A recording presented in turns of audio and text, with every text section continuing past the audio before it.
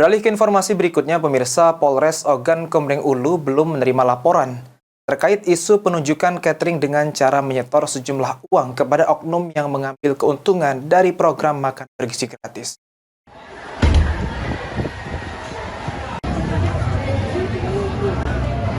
Isu setor menyetor sejumlah uang untuk tender catering program makan bergizi gratis di Kabupaten Oku sempat mencuat. Bahkan isunya perusahaan catering harus membayar uang sejumlah Rp1 juta untuk mendaftar. Namun pihak Polres Ogan Komering Ulu mengaku sejauh ini belum menerima laporan adanya korban dari isu tersebut, sehingga tak ada dasar pihak kepolisian untuk menindaklanjuti adanya tindak pidana penipuan tersebut. Kapolres Oku AKBP Imam Zamroni mengatakan bahwa proses lelang program makan bergizi gratis ini tidak dilakukan oleh pemerintah daerah, melainkan di pemerintah pusat. Karena menurutnya anggaran yang digunakan adalah anggaran pemerintah pusat.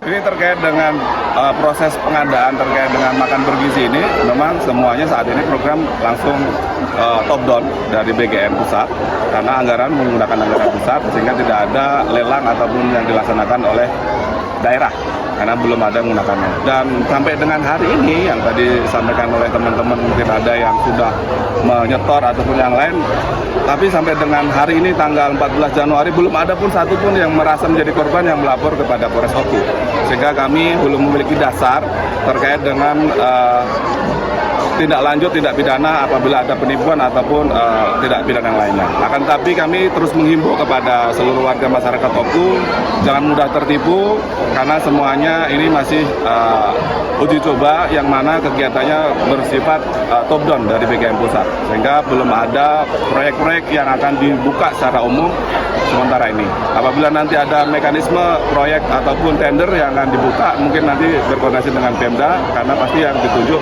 akan melalui mekanisme yang benar. Kapolres juga menghimbau untuk masyarakat Ogan Komering Ulu untuk jangan mudah tertipu, karena makan bergizi gratis di Oku masih bersifat uji coba dan masih bersifat top down dari Badan Gizi Nasional Pusat. Ari Pranika, PAL TV.